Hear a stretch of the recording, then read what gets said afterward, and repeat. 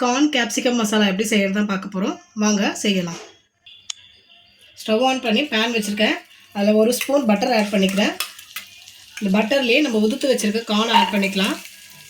அது கூடவே ஒரு குடமிளகாவை இந்த மாதிரி பெருசு பெருசாக கட் பண்ணி வச்சுருக்கேன், அதை சேர்த்துக்கலாம். இந்த பட்டர்லேயே நல்லா இதை வதக்கி விட்டுக்கலாம்.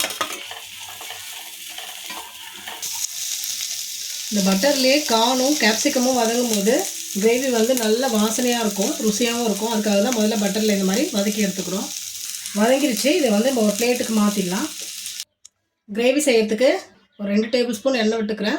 தாளிப்புக்கு ஒரு பிரியாணி இலை, ஒரு ஸ்டார் அனிஸ், ஒரு சின்ன துண்டு பட்டை, 1/2 ஸ்பூன் ஜீரகம் ஆட் பண்ணிக்கலாம். இதில் நல்லா பொடியாக அரிஞ்சு வச்சுருக்கேன் பெரிய வெங்காயத்தை ஆட் பண்ணி இது கூடவே பொடியாக நறுக்கின ஒரு பச்சை மிளகா, இந்த கிரேவிக்கு தேவையான அளவு உப்பு போட்டு வெங்காயத்தை நல்லா ப்ரௌன் கலராக வதக்கிக்கலாம்.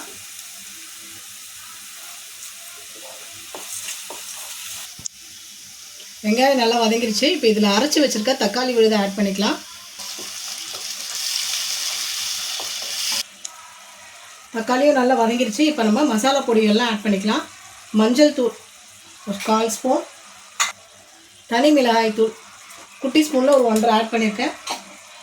காஷ்மீரி சில்லி, இது கலருக்காக இருந்தால் சேர்த்துக்கலாம், இல்லைன்னா பரவாயில்ல, அது ஒரு ஸ்பூன்.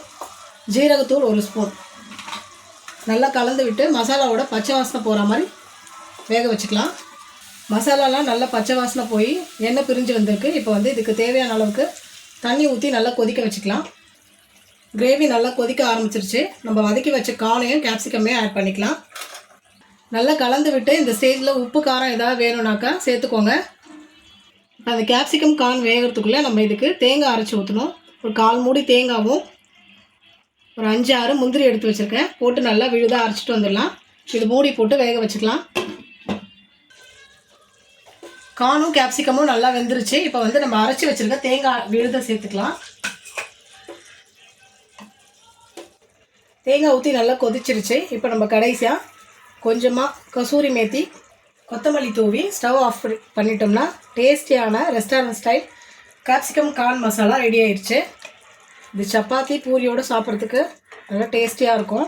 நீங்களும் செஞ்சு பாருங்கள். டேஸ்டியான கார்ன் கேப்சிகம் மசாலா ரெடி ஆயிடுச்சு. நீங்களும் இதே மாதிரி செஞ்சு பாருங்கள். செஞ்சு பார்த்துட்டு எப்படி இருந்துச்சுன்னு கமெண்ட்ஸில் சொல்லுங்கள். வீடியோ பிடிச்சிருந்தா லைக் பண்ணுங்கள், ஷேர் பண்ணுங்கள். மறக்காமல் சேனலை சப்ஸ்கிரைப் பண்ணுங்கள்.